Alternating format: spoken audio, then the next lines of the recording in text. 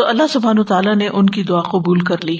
جو اہل ایمان ان کے ساتھ کشتی میں سوار ہوئے وہ بچ گئے اور باقی لوگ ہلاک ہو گئے. اس سے بھی پتہ چلتا ہے کہ انہوں نے اپنے والدین کے لیے بخشش کی دعا کی کیونکہ ان کے والدین مومن تھے. کیونکہ اگر والدین ایمان لانے والے نہ ہوتے تو ان کے لیے دعا نہ کرتے. تو یہ دعا دنیا اور آخرت کے اہم مقاصد پر مشتمل ہے کہ انسان سب سے پہلے اپنے لیے دعا کرے، پھر والدین کے لیے، اور پھر آدم علیہ السلام سے لے کر قیامت تک تمام مومنوں کے لیے، زندہ کے لیے بھی اور مردہ کے لیے بھی عام بخشش. اور یہ انہوں نے عاجزی اختیار کرتے ہوئے اپنی بخشش کی بھی دعا کی. حالانکہ وہ نبی تھے اور تمام انبیاء ایسے ہی ہوتے ہیں کہ وہ کتنے بھی نیک ہوتے ہیں یا ان کو کتنی بھی مراعات اللہ تعالیٰ کی طرف سے حاصل ہوتی ہے، ان کا مقام اور درجہ بلند ہوتا ہے، لیکن وہ ہمیشہ اللہ سبحانہ تعالیٰ کی مغفرت اور رحمت کے طلبگار ہوتے ہیں اور اپنے آپ کو بحیثیت بندے کے پیش کرتے ہیں. ان کے اندر کسی قسم کا غرور اور تکبر نہیں ہوتا، حالانکہ وہ تمام انسانوں سے زیادہ نیک ہوتے ہیں، معصوم ہوتے ہیں، گناہوں سے پاک ہوتے ہیں. پھر بھی وہ اپنے لیے بخشش کی دعا کرتے ہیں. کیونکہ وہ سمجھتے ہیں کہ اللہ سبحانہ تعالیٰ کا حق ادا نہیں ہو سکتا. اور پیغمبروں کی ان دعاؤں میں ہمارے لیے بھی تعلیم ہے، ہمارے لیے بھی سیکھنے کی بہت سی باتیں ہیں. نوح علیہ السلام نے اپنے بعد سب سے پہلے اپنے والدین کے لیے کیوں دعا کی؟ کیونکہ انسانوں میں سے سب سے بڑا حق ہم پر ہمارے والدین کا ہی ہے. اور پھر اس کے بعد ان لوگوں کے لیے جو ایمان کی حالت میں ان کے گھر میں داخل ہوں. گھر میں کون آتا ہے؟ جو رشتے دار ہوتے ہیں یا دوست احباب ہوتے ہیں. اور پھر تمام مومن مردوں اور عورتوں کا بھی نام الگ لیا، وَلِلْمُؤْمِنِينَ وَالْمُؤْمِنَاتِ. یعنی ترتیب آپ دیکھیے، اور اس ترتیب میں بھی سیکھنے کی چیز ہے کہ دعا کیسے مانگتے ہیں. جب بھی آپ دعا کریں پہلے اپنے لیے، پھر والدین کے لیے، پھر رشتے داروں کے لیے، اور پھر عمومی طور پر سارے ایمان والوں کے لیے، آدم علیہ السلام کے زمانے سے لے کر قیامت تک کے مومنوں کے لیے. وَلِلْمُؤْمِنِينَ وَالْمُؤْمِنَاتِ، عمومی طور پر سب اہل ایمان اس میں داخل ہو جاتے ہیں. اور پھر آپ دیکھیے کہ اس سے یہ بھی پتہ چلتا ہے کہ رشتے داروں کے علاوہ ان لوگوں کا بھی ہم پر حق ہوتا ہے جو ہمارے ساتھ کسی طرح کے تعلق میں ہوتے ہیں، جو ہمارے دوست احباب ہوتے ہیں. ان کو بھی دعاؤں میں یاد رکھنا چاہیے. یعنی جو میرے گھر میں داخل ہوا کا ایک معنی علماء نے یہ کیا کہ جو میری مسجد میں آیا، یعنی انبیاء علیہ السلام جہاں تعلیم و تدریس کا کام کرتے ہیں، جو بھی وہاں آتے ہیں ان کی بھی بخشش. ایک معنی یہ بھی کیا گیا کہ جو میرے دین میں داخل ہوا، یعنی جس نے میری دعوت قبول کر لی. اور اس کے علاوہ پھر میری قوم کے مومن مرد اور عورتیں، اور دوسرا یہ کہ قیامت تک آنے والے مومن مرد اور عورتیں. اور پھر ولا تزد الظالمین، اور ظالموں سے مراد یہاں کافر ہیں، انکار کرنے والے. اللہ تبارہ یعنی اللہ ہلاکا، کہ ان کو ہلاکت میں ہی بڑھا دینا، ان کا بس اب نقصان ہی نقصان ہو. تو اس دعا سے ہمیں یہ پتہ چلتا ہے کہ استغفار کرنا سب پر لازم ہے، چاہے پیغمبر ہیں یا ان کے علاوہ باقی نیک لوگ ہیں، سبھی کو استغفار کرنی چاہیے. کیونکہ انبیاء اپنے لیے بخشش کی دعا کرتے رہتے ہیں، اور انسان کو ہمیشہ اللہ تعالیٰ سے معافی مانگتے رہنا چاہیے. اور پھر یہ بھی ہے کہ خاص طور پر والدین کے لیے دعا کرنا بڑا ضروری ہے. رسول اللہ صلی اللہ علیہ وسلم نے فرمایا، اللہ عز و جل جنت میں ایک نیک آدمی کے درجات کو بلند کرتا ہے تو وہ پوچھتا ہے کہ اے میرے رب، میرے یہ درجات کہاں سے آئے؟ اللہ تعالیٰ فرماتا ہے تیرے حق میں تیری اولاد کے استغفار کی برکت سے، یعنی تیرے بچے تیرے لیے استغفار کر رہے تھے. اور پھر سارے مومن مردوں اور عورتوں کے لیے ہم سب کو لازم ہے کہ دعا کریں، اور اس سے سب کا ایک طرح سے حق ادا ہوتا ہے. یعنی جتنے بھی اہل ایمان ہیں ان میں سے ہر ایک کا دوسرے پر کچھ حق ہے، کیونکہ ہر ایک کا دوسرے پر کچھ احسان ہے. وہ ہمارے لیے دعا کرتے ہیں، ہم ان کے لیے دعا کرتے ہیں، چاہے ہم ان کو جانتے ہوں یا نہ، یا وہ ہمیں جانتے ہوں یا نہ. جو لوگ بھی ایمان کے رشتے میں بندھے ہوئے ہیں ان سب کا ایک دوسرے پر حق ہے کہ وہ ایک دوسرے کا خیال کرے. اور پھر اس میں درجے ہیں، سب ایک درجے پر نہیں. کچھ کو ہم نہیں جانتے، کچھ کو ہم جانتے ہیں. پھر جاننے والوں میں سے بھی کچھ کو ہم سرسری جانتے ہیں، کچھ کو زیادہ جانتے ہیں، کچھ کے ہم پر احسانات ہوتے ہیں، کچھ کے کم ہوتے ہیں، کچھ کے زیادہ ہوتے ہیں. تو جیسے جیسے جس کے ساتھ تعلق ہو اسی اعتبار سے اس کے لیے دعائیں بھی کرنی چاہیے، چاہے وہ زندہ ہو چاہے فوت ہو چکا ہو. یعنی بخشش کی دعا صرف اس وقت نہیں کہ جب کوئی فوت ہو جائے، کیونکہ عام طور پر ہم کسی کے لیے بخشش کب مانگتے ہیں؟ جب وہ فوت ہو جائے تو کہتے ہیں اس کی بخشش کی دعا کرتے. نہیں، جب زندہ ہے اس وقت بھی اس کو اس دعا کی ضرورت ہے. ربنا اغفر لي ولوالدي وللمؤمنين يوم يقوم الحساب. اے ہمارے رب، مجھے اور میرے والدین اور تمام مومنوں کو اس دن معاف کر دینا جب حساب لیا جائے گا. یہ سورۃ ابراہیم میں ابراہیم علیہ السلام کی دعا ذکر کی گئی ہے. اور ان کی خوبصورت دعاؤں میں سے ایک دعا ہے جس میں وہ اپنے لیے، اپنے والدین کے لیے اور تمام مومنوں کے لیے قیامت کے دن بخشش کی دعا کر رہے ہیں۔ اس سے پتہ چلتا ہے کہ ابراہیم علیہ السلام کی پرسنالٹی کیا تھی، وہ کس شخصیت کے مالک تھے کہ جس کے اندر نرمی اور شفقت تھی اور دوسروں کے لیے بھلائی کو پسند کرتے تھے، دوسروں کے خیر خواہ تھے۔ اللہ تعالیٰ نے ابراہیم علیہ السلام کی ہر دعا قبول کی سوائے ان کے باپ کے لیے مغفرت کی دعا کے، اور وہ دعا انہوں نے کیوں کی؟ حالانکہ وہ مسلمان نہیں تھے، کیونکہ انہوں نے ایک وعدہ کر لیا تھا ان سے، تو اس کی بنا پر، اور جب آپ پر واضح ہو گیا کہ وہ اللہ کا دشمن ہے باپ، تو وہ ان سے بری ہو گئے، برات کا اظہار کر دیا۔ سورۃ مریم میں آتا ہے قال سلام علیک ساستغفر لک ربی انہ کان بی حفیا، باپ کو کہا آپ پر سلامتی ہو، میں اپنے رب سے آپ کے لیے ضرور بخشش کی دعا کروں گا، بے شک وہ ہمیشہ سے مجھ پر بہت مہربان ہے۔ تو یہ تھا وہ وعدہ جس کی وجہ سے انہوں نے دعا کی تھی، اور انہوں نے اس کو پھر پورا کیا، جس کا ذکر سورۃ توبہ میں آتا ہے وَمَا كَانَ اسْتِغْفَارُ إِبْرَاهِيمَ لِأَبِيهِ إِلَّا عَن مَّوْعِدَةٍ وَعَدَهَا إِيَّاهُ، اور ابراہیم علیہ السلام کا اپنے باپ کے لیے بخشش مانگنا نہیں تھا مگر اس وعدے کی وجہ سے جو انہوں نے اس سے کیا تھا۔ تو وعدہ اگر آپ کسی کافر سے بھی کرتے ہیں، اللہ کے دشمن سے بھی کرتے ہیں، تو اس وعدے کو پورا کرنا چاہیے۔ تو اس دعا سے بھی پتہ چلتا ہے کہ اللہ تعالیٰ سے بخشش مانگتے رہنا چاہیے، کیونکہ انبیاء نے بھی بخشش کی دعائیں کی اور ہمیں ان کی پیروی کرنی چاہیے۔ ابن کثیر کہتے ہیں ہر دعا مانگنے والے کو چاہیے کہ وہ اپنے لیے، اپنے والدین کے لیے اور اپنی اولاد کے لیے دعا کرے، یعنی اپنی دعاؤں میں والدین کا لازماً حصہ ہونا چاہیے، کیونکہ آپ اپنے والدین کی کمائی ہیں، اور والدین کا احسان بھی بہت بڑا ہے، اور اس لیے بھی کہ پیغمبروں نے بھی اپنے والدین کے لیے دعائیں کی، اور اس کے علاوہ باقی مومنوں کے لیے، کیونکہ اللہ سبحانہ وتعالیٰ جب کوئی بندہ کسی مومن کے لیے دعا کرتا ہے تو اس کی دعا قبول کرتا ہے، یعنی غائبانہ دعا قبول ہوتی ہے، فرشتہ اس پر آمین کہتا ہے، اور پھر دعا مانگنے والے کو بھی وہ چیز واپس ملتی ہے۔ تو کسی کے لیے دعا کرنا کسی پر احسان نہیں ہے، یہ دراصل اپنے ساتھ ہی نیکی ہے، کیونکہ خیر ساری اپنی طرف پلٹ آتی ہے۔ پھر اسی طرح مسلمانوں کے لیے، مومنوں کے لیے دعا کرنا محبت بڑھانے کا ذریعہ ہے۔ آپ جس کو دعا دیتے ہیں وہ خوش ہو جاتا ہے، آپ اس کا دل خوش کر دیتے ہیں، آپ اس کا کسی نہ کسی حد تک کوئی حق ادا کر دیتے ہیں، اور اس سے آپس میں ایک تعلق بنتا ہے۔ تو یہاں اس آیت سے بھی پتہ چل رہا ہے کہ دعا مانگنے میں مستحب ترتیب یہی ہے کہ ربنا اغفر لی ولوالدی وللمؤمنین، ٹھیک ہے۔ اسی طرح نبی صلی اللہ علیہ وسلم کو اللہ سبحانہ وتعالیٰ نے فرمایا واستغفر لذنبک وللمؤمنین والمؤمنات، آپ اپنے قصور کی بھی بخشش مانگی اور مومن مردوں اور مومن عورتوں کے لیے بھی بخشش مانگی۔ تو اس سے یہ پتہ چلتا ہے کہ پیغمبروں نے صرف اپنے لیے نہیں استغفار کیا بلکہ سب کے لیے کیا، تو ہمیں بھی ایسا ہی کرنا چاہیے، اور یہ اکثر ایسا کرنا چاہیے، لیکن کبھی ایسا نہ بھی کیا جائے تو کوئی حرج نہیں۔ یعنی بعض دعائیں آپ دیکھیں کہ اس میں نبی صلی اللہ علیہ وسلم صرف اپنے لیے دعا کر رہے ہیں، تو اس میں انسان کو آکورڈ فیل نہیں کرنا چاہیے کہ میں نے یہ دعا سب کے لیے نہیں کی یا وہ دعا سب کے لیے نہیں کی۔ مثلا بخشش کی آپ نے سب کے لیے کر لی، ایک اور دعا میں بھی آتا ہے ربنا اغفر لنا ولاخواننا الذین سبقونا بالایمان ولا تجعل فی قلوبنا غلا للذین آمنوا ربنا انک رؤوف رحیم۔ تو اس دعا میں بھی آپ اپنے بھائیوں کے لیے دعا کرتے ہیں جو آپ سے سبقت لے گئے ایمان میں، اور ان کے لیے دل میں کوئی گرج نہ ہو۔ لیکن آپ دیکھیں کہ جب ہم کہتے ہیں ربنا آتنا فی الدنیا تو جمع کا صیغہ استعمال کرتے ہیں، آپ سب میں جمع کر لیتے ہیں، لیکن کبھی کبھی کچھ دعائیں سنگولر بھی ہوتی ہیں، ٹھیک ہے، تو اس میں صرف آپ اپنے لیے وہ چیز مانگ رہے ہوتے ہیں، کیونکہ آپ کو اپنے لیے اس وقت شدید ضرورت ہوتی ہے اس دعا کی۔ تو اس میں کسی قسم کا گلٹ نہیں ہونا چاہیے کہ ہم خود غرض ہیں، صرف اپنے لیے مانگ رہے ہیں، دوسروں کے لیے نہیں مانگ رہے، کبھی ایسے بھی مانگ سکتے ہیں۔ جیسے آپ صلی اللہ علیہ وسلم نے حضرت انس کے لیے الگ سے دعا کی، حضرت ابن عباس کے لیے کی، دیگر صحابہ کو دعائیں دی، آگے میں کچھ کا ذکر بھی کروں گی۔ تو آپ صلی اللہ علیہ وسلم مختلف مواقع پر لوگوں کو دعائیں دیا کرتے تھے، لیکن وہ اسپیسیفکلی ان کے لیے دعا ہوتی تھی، سب کو اس میں نہیں شامل کرتے تھے، اور کبھی سب کو بھی شامل کیا ہے، تو دونوں طرح سے ہی درست ہے۔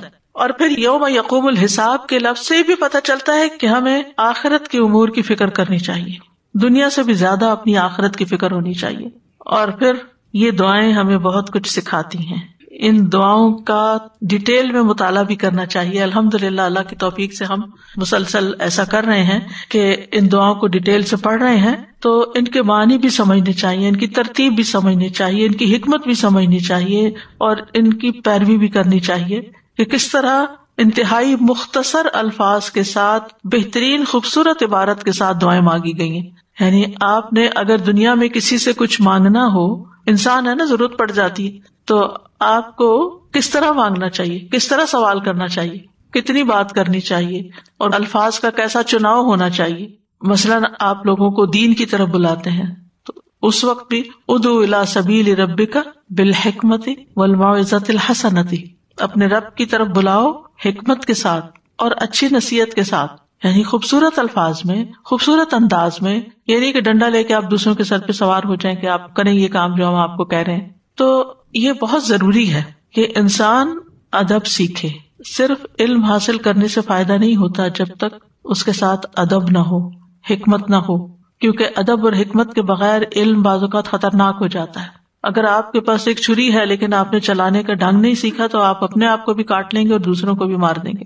تو جہاں علم حاصل کرنے کے بہت سے فائدے ہوتے ہیں وہاں اس کو ہر جگہ جا بے جا بغیر حکمت کے استعمال کرنا اور کبھی ضرورت سے زیادہ ڈوز دے دینا اور کبھی کچھ بھی نہ کہنا، یہ بے اعتدالیاں بھی نقصان دیتی ہیں. تو بہرحال ان دعاؤں سے پتہ چلتا ہے کہ اپنے علاوہ ہمیں دوسروں کے لیے بھی بخشش مانگنی چاہیے. صفوان بن عبداللہ بن صفوان جن کے نکاح میں درداء تھیں، کہتے ہیں ایک مرتبہ میں ملک شام آیا اور ابو درداء کی خدمت میں حاضر ہوا. وہ گھر پر نہیں ملے، البتہ ام درداء موجود تھی. انہوں نے مجھ سے پوچھا کیا تمہارا اس سال حج کا ارادہ ہے؟ میں نے کہا جی ہاں. تو انہوں نے کہا ہمارے لیے بھی خیر کی دعا کرنا، کیونکہ نبی صلی اللہ علیہ وسلم فرمایا کرتے تھے کہ مسلمان اپنے بھائی کی غیر موجودگی میں اس کے پیٹھ پیچھے جو دعا کرتا ہے وہ قبول ہوتی ہے، اور اس کے سر کے پاس ایک فرشتہ اس مقصد کے لیے مقرر ہو جاتا ہے کہ جب بھی وہ اپنے بھائی کے لیے خیر کی دعا مانگے تو وہ اس پر آمین کہتا ہے اور یہ کہتا ہے تمہیں بھی یہ نصیب ہو. اب اس میں ایک تو یہ ہوتا ہے کہ لوگ آپ کو خود کہتے ہیں کہ ہمارے لیے یہ دعا کر دیں، وہ بھی کر دینی چاہیے، لیکن اس کے علاوہ بھی آپ بغیر کسی کے کہے اپنے دل سے دوسروں کو دعا دیں. مثلاً آپ کے پاس قبولیت کے اوقات ہیں، آپ حج پر گئے ہیں، عمرے پر گئے ہیں، کوئی اور دعا مانگنے کا موقع ہے، تو ایسے موقع پر آپ ان کو خود سے بھی دعا دیں، وہ کہیں یا نہ کہیں. اب دیکھیں کہ بر نیکی کیا ہوتی ہے؟ نیکی وہ نہیں ہوتی جو کوئی آپ سے کوئی سوال کرتا ہے تو پھر آپ کرتے ہیں، وہ بھی ایک نیکی ہے. لیکن احسان کیا ہوتا ہے کہ کسی نے آپ سے مانگا نہیں ہے، آپ خود اس کی ضرورت محسوس کر کے اس کو دعا دیتے ہیں یا کوئی چیز دیتے ہیں کہ لگتا ہے یہ بھوکا ہے، یہ پیاسا ہے، یہ بیمار ہے، اس کو دوا چاہیے، اس کو مشورہ چاہیے، یہ غمگین ہے، اس کو تسلی چاہیے، اس کو صبر کی تلقین چاہیے. یعنی یہ ہمیں خود سے دوسروں کی چیزیں محسوس ہونی چاہیے، اور دوسروں کے کہے بغیر جتنا وہ لینا چاہیں اس حد تک آپ آگے بڑھ سکتے ہیں. پھر اسی طرح ایک اور روایت میں ابو بکر صدیق رضی اللہ عنہ کا قول ہے اللہ کی خاطر بنے ہوئے بھائی کی دعا قبول ہوتی ہے. یعنی جن لوگوں سے ہم اللہ کی خاطر محبت کرتے ہیں ان کی دعائیں، کیونکہ وہ خالص ہو کے آپ کے لیے دعا کریں گے، دل سے آپ کے لیے دعا کریں گے. ایک آدمی نبی صلی اللہ علیہ وسلم کی خدمت میں آیا اور دعا کرنے لگا کہ اے اللہ مجھے اور محمد صلی اللہ علیہ وسلم کو بخش دے اور اپنی رحمت میں ہمارے ساتھ کسی کو شریک نہ کرنا. نبی صلی اللہ علیہ وسلم نے پوچھا یہ دعا کون کر رہا ہے؟ اس آدمی نے عرض کیا میں ہوں. نبی صلی اللہ علیہ وسلم نے فرمایا تم نے اس دعا کو بہت سے لوگوں سے اوٹ میں دے دیا ہے، یعنی محدود کر دیا ہے. اب دیکھیں نبی صلی اللہ علیہ وسلم کی کریکشن کا طریقہ بھی کتنا اچھا ہے نا، یعنی تم نے اس طرح کیا تو دیکھو بہت سے لوگ محروم ہو گئے.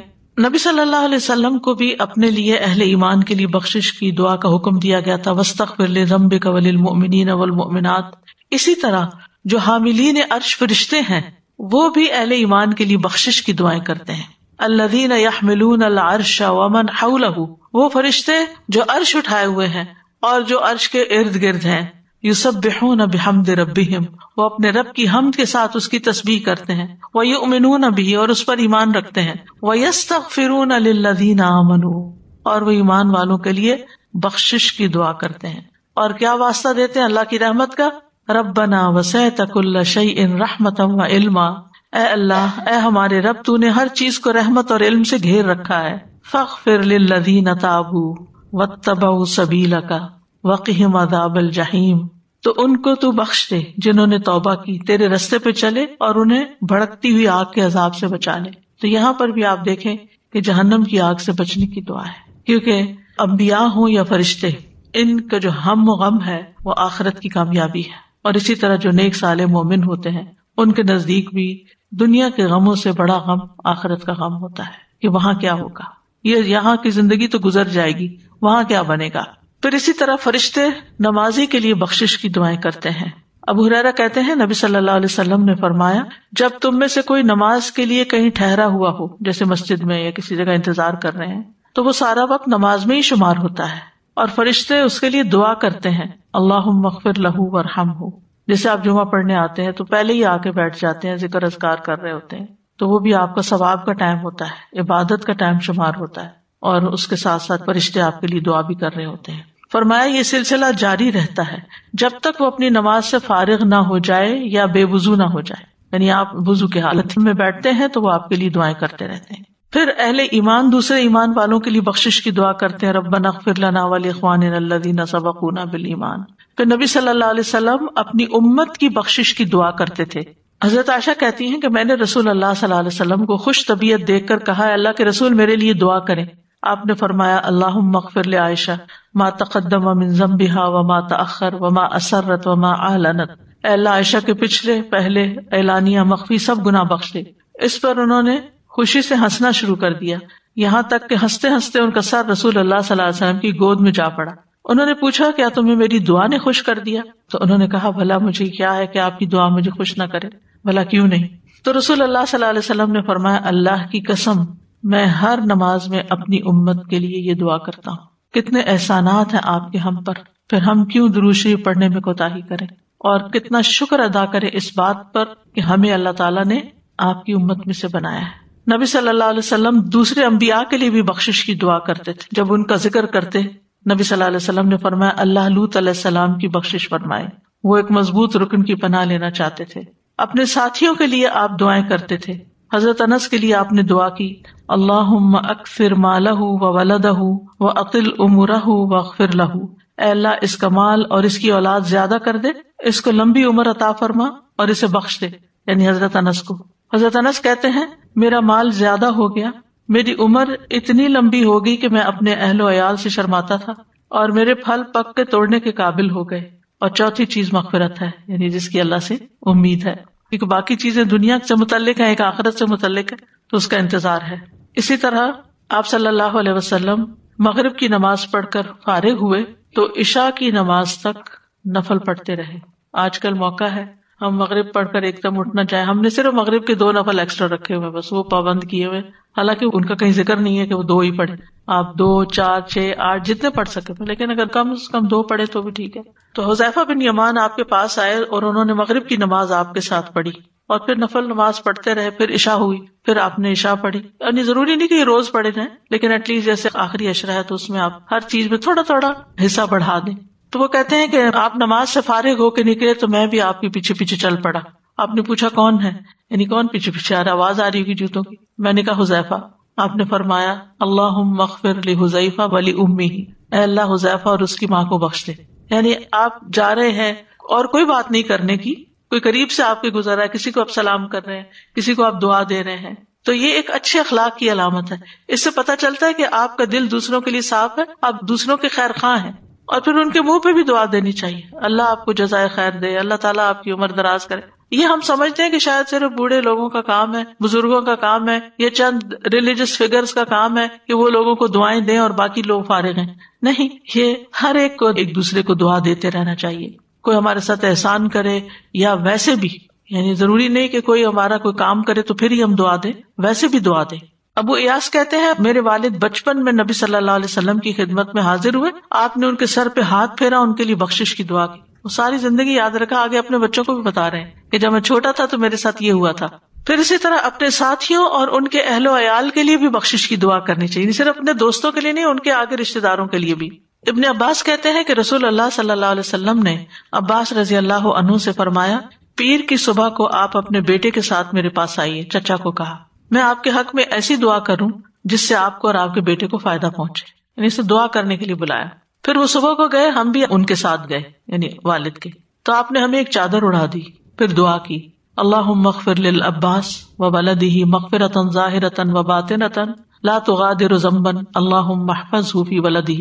اے اللہ عباس کی اور ان کے بیٹے کی بخشش فرمائیے، ایسی بخشش جو ظاہر اور باطن دونوں اعتبار سے ہو، ایسی ہو کہ کوئی گناہ نہ چھوڑے.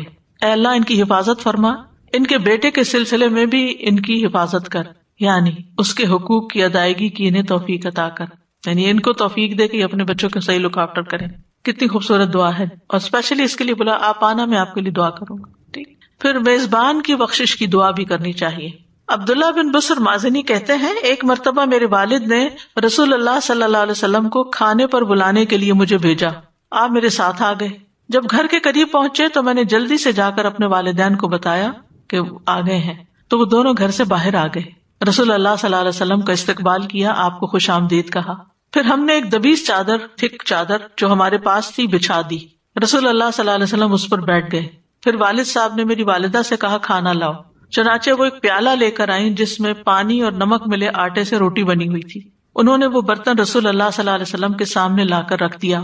رسول اللہ صلی اللہ علیہ وسلم نے فرمایا بسم اللہ پڑھ کر کناروں سے کھاؤ، یعنی سائڈ سے کھاؤ، درمیان کا حصہ چھوڑ دو کیونکہ برکت اس حصے پر اترتی ہے، یعنی بیچ میں اترتی ہے. پھر رسول اللہ صلی اللہ علیہ وسلم نے اسے تناول فرمایا. ہم نے بھی کھایا، پھر بھی وہ بچ گئی. فارغ ہونے کے بعد رسول اللہ صلی اللہ علیہ وسلم نے فرمایا اللہم اغفر لہم وارحمہم وبارک علیہم ووسع علیہم فی ارزاقہم. اے اللہ ان کی بخشش فرما، ان پر رحم فرما، انہیں برکت عطا فرما اور ان کے رزق کو کشادہ کر دے. اس سارے قصے میں آپ دیکھیے یعنی ڈیلنگ میں کتنی سادگی ہے، کتنی آسانی ہے اور کتنی محبت ہے، کیونکہ اصل توجہ کھانے پینے پہ نہیں ہے، اصل توجہ ریلیشن شپ پہ ہے، اس سارے اخلاق پر ہے جو ایک دوسرے کے ساتھ برتا جا رہا ہے کہ کس طرح ویلکم کیا، کس طرح بٹھایا. ظاہر ہے جس طرح کا گھر تھا، جو میسر تھا، سب سے اچھی چادر بچھا دی، نیچے ہی بیٹھ گئے. ایک ہی ڈش تھی، ایک ہی پیالہ یا ایک ہی بول جس میں روٹی بنی ہوئی تھی، اور اس میں بھی وہ بتا رہے ہیں کہ وہ پانی اور نمک ملے آٹے سے، یعنی آٹے میں نمک ڈلا ہوا تھا. اب تک ہمارے ہاں رواج ہے کہ آٹے میں نمک ڈال دیا جاتا ہے تاکہ اگر سالن نہ بھی ہو، دہی سے کھائے کوئی یا کسی اور چھوٹی موٹی چیز سے، کیونکہ دیہاتوں وغیرہ میں ہر وقت سالن نہیں پکتے. بچپن میں نے دیکھا ہوا ہے کہ وہاں لوگ روٹی بنا لیتے ہیں، اچار نکال لیتے ہیں، لسی لے لیتے ہیں، لسی میں نمک مرچ گھول لیتے ہیں، اس کا صرف پیاز کو چھری سے نہیں کاٹتے، یہ بھی ایک ٹیکنیک ہے. وہ کسی سخت چیز کے اوپر رکھتے ہیں اور اس کو پریس کر کے اس کو کھول کے تو ڈائریکٹ کھاتے، کیونکہ جب کسی چیز کو چھری لگ جاتی ہے تو اس کی تاثیر بدل جاتی. یعنی اگر پھل کو آپ دانت سے سیدھا کھائیں یا ہاتھ سے چھیل کے، ہم تو ہر چیز پہ چھری پھیر دیتے ہیں، تو ظاہر ہے کہ کھانے کی بھی ایک حرمت ہوتی ہے نا، جہاں ضرورت ہے وہاں تو چھری لگائی جائے، ورنہ جتنا آپ ہاتھ سے اس کو ٹریٹ کر کے کھائیں اتنا ہی بہتر ہے. بہرحال اب آپ دیکھیں کہ سب نے بیٹھ کے کھایا. آپ نے تعلیم بھی دی کہ درمیان سے نہیں کھانا، سائڈ سائڈ سے کھانا، ہر ایک نے اپنے آگے آگے سے کھایا. اور بچ بھی گئی تو آپ نے یہ نہیں کہا کہ نہیں اب سب ختم کرو، بچ گئی تو ٹھیک ہے نیکسٹ ٹائم کھا لیں گے. اور پھر آپ نے دعا دی اور چلے آئے. کتنی خوبصورت دعا دی.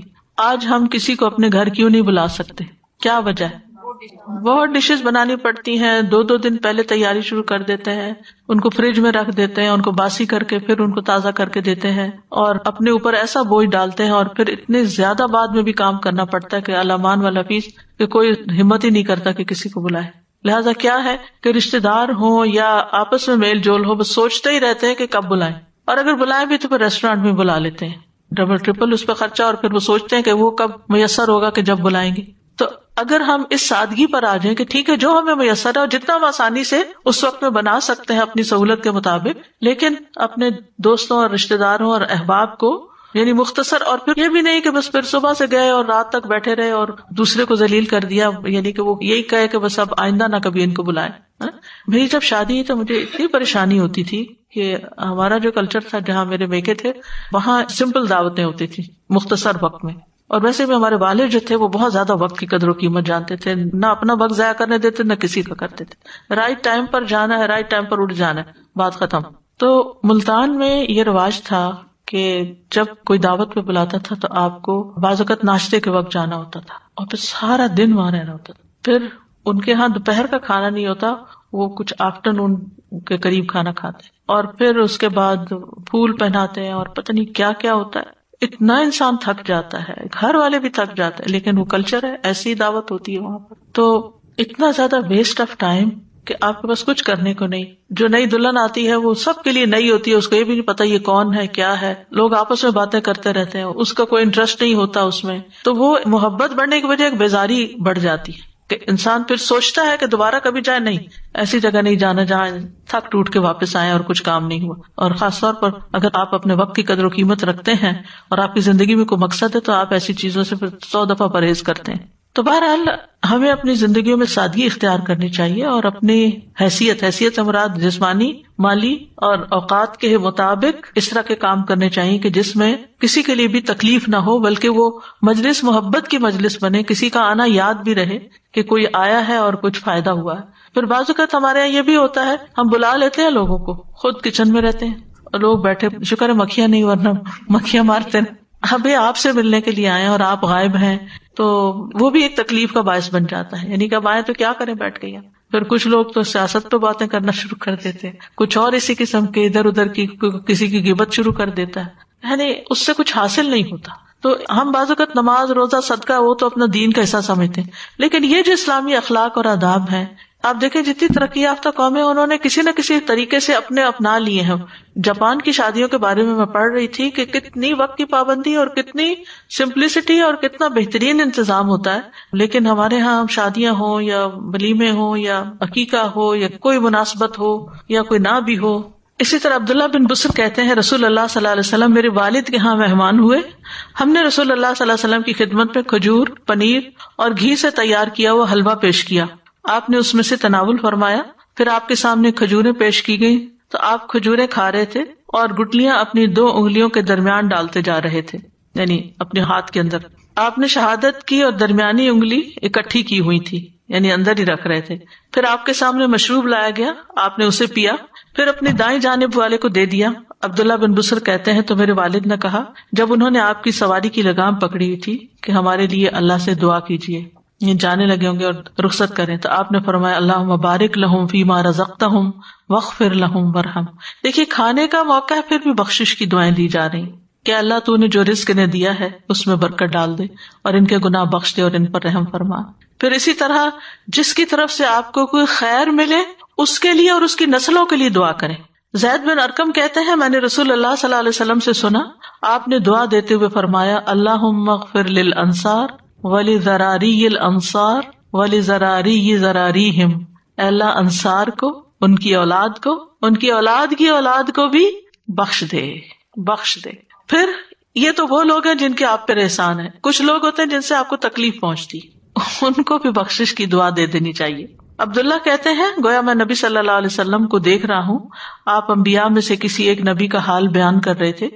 انہیں ان کی قوم نے اس قدر مارا کہ خون آلود کر دیا، مگر وہ اپنے چہرے سے خون صاف کر رہے تھے اور کہتے جاتے تھے اے اللہ میری قوم کو بخش دے کیونکہ وہ لا علم ہے، میری قوم کو بخش دے کہ وہ لا علم ہے. ابن قیم کہتے ہیں کہ دعا احسان کے مقامات میں سے 4 مقامات پر مشتمل ہے، یعنی یہ بھی احسان کا ایک درجہ ہے کسی کے لیے دعا کرنا. اگر کسی کی طرف سے شدید صدمہ پہنچے، کوئی آپ کو ہرٹ کر دے تو اس کو بھی دعا دے دیں غفر اللہ لکم. حضرت عائشہ کہتی ہیں جب غزوہ احد میں مشرکین شکست خوردہ ہوئے تو ابلیس نے چلا کر کہا اللہ کے بندو اپنے پیچھے والوں کی خبر لو. آگے والے پچھلے والوں پر ٹوٹ پڑے اور آپس میں الجھ گئے. اس دوران حضرت حذیفہ نے دیکھا ان کے والد یمان بھی پیچھے تھے. انہوں نے کہا اللہ کے بندو یہ میرے والد ہیں، یہ میرے والد ہیں. لیکن اللہ کی قسم مسلمان نہ رکے اور انہوں نے ان کو قتل کر دیا اور وہ مسلمان تھے. حضرت حذیفہ نے صرف اتنا کہا غفر اللہ لکم، بس. کوئی رونا دھونا نہیں ڈالا، کوئی اینالائز نہیں کرنے لگے پھر فلاں نے یہ کیا، ایسا ہو گیا ویسا ہو گیا. سب کی بخشش کی دعا کر دی کہ غلطی ہو گئی، اللہ تم کو معاف کر دے. اور وہ کہتے ہیں حذیفہ رضی اللہ عنہ ہمیشہ آخری دم تک والد کے قاتلوں کے لیے دعائے خیر کرتے رہے یہاں تک کہ اللہ سے جا ملے. کیا اخلاق تھے کہ غلطی ہوئی ہے ان سے، یہ سمجھنا کہ دوسرے سے غلطی ہو گئی ہے، غلطی میں یہ کر بیٹھا ہے، جان کے نہیں کیا انہوں نے، اور دعائیں کر رہے ہیں. اسی طرح اگر آپس میں کسی کے ساتھ جھگڑا ہو جائے یا کچھ، تو ربیہ کہتے ہیں میں رسول اللہ صلی اللہ علیہ وسلم کی خدمت کرتا تھا، آپ نے مجھے زمین دی اور ابو بکر رضی اللہ عنہ کو بھی زمین دی. ہم پہ دنیا غالب آ گئی، ہم دونوں کا کھجور کے ایک درخت پہ جھگڑا ہو گیا. ابو بکر نے کہا یہ میری زمین کی حد میں ہے، میں نے کہا یہ میری زمین کے اندر ہے. میرے اور ابو بکر رضی اللہ عنہ کے درمیان سخت کلامی ہو گئی. تو ابو بکر رضی اللہ عنہ نے ایک ایسا کلمہ کہا جس کو میں نے ناپسند کیا، پھر وہ بھی شرمندہ ہوئے. انہوں نے کہا اے ربیہ مجھے بھی ایسے ہی کہو جو میں نے تمہیں کہا ہے تاکہ بدلہ ہو جائے. میں نے کہا میں ایسا نہیں کروں گا. ابو بکر رضی اللہ عنہ نے کہا نہیں تمہیں ضرور کہنا پڑے گا ورنہ میں رسول اللہ صلی اللہ علیہ وسلم سے فریاد کروں گا. میں نے کہا میں ایسا جملہ نہیں کہہ سکتا. ربیہ کہتے ہیں ابو بکر زمین چھوڑ کر نبی صلی اللہ علیہ وسلم کے پاس چلے گئے، میں بھی آپ کے پیچھے چلا گیا. یہاں تک کہ ابو بکر رضی اللہ عنہ آپ کے پاس آئے اور جو ہوا تھا ویسا ہی بیان کیا. آپ نے اپنا سر میری طرف اٹھایا. نبی صلی اللہ علیہ وسلم نے فرمایا اے ربیہ تیرے اور صدیق کے درمیان کیا معاملہ ہے؟ یعنی پہلے ان کی بات سنی پھر ان کی. میں نے کہا اللہ کے رسول اس طرح کا معاملہ ہوا ہے. یعنی آپ دیکھیے نبی صلی اللہ علیہ وسلم کی حکمت کی صرف اپنے دوست کی بات پر فیصلہ نہیں کیا بلکہ دوسری طرف سے بھی پوچھا کہ کیا معاملہ ہے.